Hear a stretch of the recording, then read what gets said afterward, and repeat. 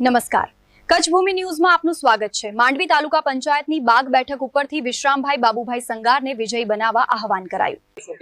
માંડવી તાલુકા બાગ બેઠકમાં મને કોંગ્રેસ ઉમેદવાર તરીકે પક્ષે વિશ્વાસ મૂકી અને મને દાવેદારી ઉતાર્યો છે અને હું ખાતરી આપું છું કે તન મનથી હું પક્ષ માટે પૂરેપૂરી મહેનત કરીશ અને ચારે ગામ મારા બાગ, મસ્કા, ઢીંડ અને પીપરી કામ કરી અને બતાવશું લોકોને હું ખાતરી આપું છું એ રીતે પક્ષ તરફથી અને વિશ્વાસ મૂક્યો છે એમનો અમને પૂરેપૂરો એમને સાથ સરકાર આપશું અને જીતાડી બતાવશું પક્ષને।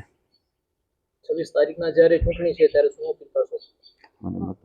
મને મત આપીને વિજય બનાવજો એવી મારી નમ્ર અપીલ છે। મારું નામ ખીમજીભાઈ સંઘાર, પીપરી ગામના અમે રહેવાસી છીએ અને આ મારા ઉમેદવાર છે પીપરી ભાગ 2 નંબર સીટના। એમને કોંગ્રેસે જે ટિકિટ આપી એને અમે માન આપી કોંગ્રેસને અને આમને જીતાડી અને આગળ વધાવશું અને પ્રજાના કામ કરશું। અમારા તરફથી એટલો વિશ્વાસ છે પ્રજાને કે ભાગ, ઢીંધ, પીપરી અને મસ્કા એની પ્રજાને પૂરો ન્યાય મળે અને અત્યારે અમારા કને વિકાસના કામ જે છે એ પેપર ઉપર છે, વિકાસના કામ થયા નથી એના કારણે કે ભાઈ આ ઉમેદવાર અમારા છે એને કોઈ લાલચ નથી, વેપારી છે, ભણેલા છે, ગ્રેજ્યુએટ છે, આને કોઈ લાલચ નથી। અમારી વાતું કરતા નથી આવડતું, કામ કરતા આવડે છે, કામ કરી અને બતાવશું। અત્યારે ભાગમાં કેવી પરિસ્થિતિ છે, બસ સ્ટેશન નથી અને મસ્કામાં ગટર લાઈન લીકેજ છે, કેટલા મચ્છર અને ગંદકીની બાસ આવે છે, એવી જ પરિસ્થિતિ બિદડાની ગટર લાઈનની છે સ્વામિનારાયણ આપણે લક્ષ્મીનારાયણ મંદિરની સામે। એ પણ અમે પહેલું કામ એ કરશું। આરોગ્ય, શિક્ષણ અને પીપરીમાં લગભગ 14 વર્ષ ત્યાં એસટી બંધ છે, 14 વર્ષ ત્યાં એસટી બંધ છે। અમારે તો શિક્ષણ તો અમારી ગામમાં છે પણ ઉચ્ચ શિક્ષણ માટે અમારે જવું હોય કદાચ કોલેજમાં છોકરીઓને તો એના માટે અમે સ્કૂટી ઉપર મૂકી શકતા નથી, એસટીની કોઈ પણ સુવિધા નથી અત્યારે અને પ્રાઇવેટ વાનમાં મૂકવો એ પણ અત્યારની કોઈ જોગવાઈ નથી।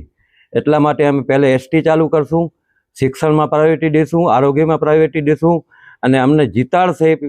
અમારે કોઈ વાદ વિવાદ નથી, અમારે જીતાડશે 4 ગામડિયા તો 4 ગામડિયાનું અમે તન મનથી કામ કરશું અને આગળ જે આપ મત આપશો અમને જંગી બહુમતીથી મારા ભાઈ વિશ્રામભાઈને જીતાવો। હું કોંગ્રેસમાં લગભગ 25 વર્ષથી જોડાયેલો છું અને સારા અમે કામ કર્યા છે ને અમારે કોઈ લાલચ નથી, અમારા બધા રોજગારવાળા છીએ અને આ વિશ્રામભાઈ છે એનું વેપારનું કામ છે અને રોજગારમાં વિશ્રામભાઈ લગભગ અત્યારે ઓછામાં ઓછા 50 જણાને રોજગાર આપે છે। ખાસ આપના મતદારો જે છે આપની 4 ગામની બેઠકના એમને શું અપીલ કરશો? મતદારોને અમે એવી અપીલ કરશું કે અમારા ઉપર, અમારી છબી ઉપર તમે વિશ્વાસ કરીને મત આપજો। અમને તમને કામમાં ક્યાંય નિરાશ થવા નહીં દઈએ, જેટલો બની શકે એટલો કામમાં અમે પ્રાયોરિટી આપશું, તમારું કામ કરશું। તમારો ગમે ત્યારે ફોન આવશે, ફોન સાંભળવામાં આવશે અને કોઈ પણ જાતનું અમારે વાદ વિવાદ નથી। અમારી પ્રજા લોકશાહીનું હિત છે, આ લોકશાહીનું પ્રવાહ છે, આ કોઈ પણ અમે વાદ વિવાદ વગર કામ કરશું। કેવો મૂડ છે મતદારોનો આ બેઠકો ઉપર? મતદારોનું સાહેબ આપ જાણો છો કેવો મૂડ છે, તમે ગામો ગામ જતા હશો અને અત્યારે તમે પીપરીમાંથી આવતા હતા તમને કાંઈ ખબર ન પડી? પીપરીના 4 રસ્તેથી તમે બિદડા બાજુ આવો તો ઓછેમાં ઓછે 10 મિનિટ બિદડા જતા લાગે છે, એવો રોડ ખરાબ થઈ ગયો છે। આ 2 મહિનામાં રોડ નહીં થાય તો અમારે વરસાદ આવશે ને તો બિદડા અને પીપરી જવા માટે અમે લોક થઈ જઈએ છીએ 4-4, 5-5 કલાક। અત્યારે તમે જોઈને આવ્યા હશો, જરાક ફોટો પાડતા જજો અને વિડીયો બનાવતા જજો રોડ કેવો છે, કારણ કે બધું વાતું નથી કરવું, કામ કરવું છે। અમારે કામની જરૂર છે, વાતું કરવાની જરૂર નથી। લાંબા સમયથી આપના વિસ્તારો જે છે એમાં જમીનોની ખાસ ખેડૂતોની જમીનો રિસર્વે નથી થયો અને નકશા જે છે એ ક્યાંક ખોટા ચિતરાઈ ગયા છે, તેના માટે શું કહેશો?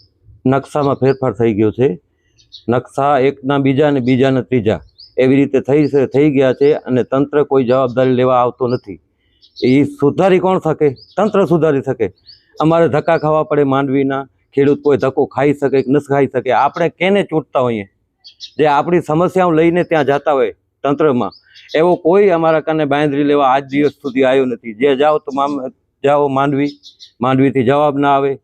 કેનાલમાં ફેરફાર થયો, કેનાલ આવી સારા માટે આવી છે, ખેડૂતો માટે આવી છે ને અમે ખુશ છીએ કેનાલથી, પણ કેનાલની આજુબાજુમાં જે માણસોને તકલીફ થઈ છે ને એ જોતા નથી, કારણ કે ક્યાંક પાણી ભરાય છે, ક્યાંક ડૂબાણ થાય છે, કોકના પાક આખા વયા જાય છે, એના ઉપર વધારે પૂરતું અમે ધ્યાન દઈશું. ખેડૂતોને ન્યાય મળે. અને ઘણા લાંબા સમયથી અમને આ પ્રોબ્લેમ છે નકશા વિશે.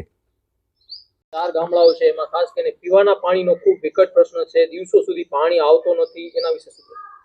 પાણીનું બહુ ખૂબ જ તકલીફ છે. જે અમારા વાડી વિસ્તારનું પાણી છે ને, અત્યારે 3500 TDS છે. પીવાલાયક પાણી નથી. ગુજરાત ગવર્મેન્ટે એવું ઈચ્છે છે કે 2000થી ઉપર પાણી પીવો નહીં, 2000 TDSથી ઉપર. તો અમારા કાને પાણીની લાઈન લગભગ આજથી 10 વર્ષ પહેલાં નખાણી હતી, એમાં એકેય વાર પાણી નથી આવ્યું.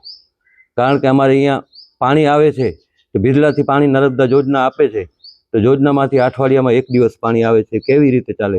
હવે અમે ફિલ્ટર પાણી કરીને વાડીનું ફિલ્ટર પાણી પીએ છીએ ને બહુ ખર્ચો આવે છે. તો એ પાણીની સમસ્યા પહેલી પાણીની સમસ્યા હલ કરવા જેવી છે. બધે ઠેકાણે પાણીની રાડ છે. પીવાના પાણીની બહુ ખરાબી છે. કારણ કે 2000 TDSથી ઉપર જાય પાણી પીવામાં તો આપણે બીમારી પેદા થાય. અમારા ગામમાં પથરીના ઘણા બધા એવા આવે છે કેસ.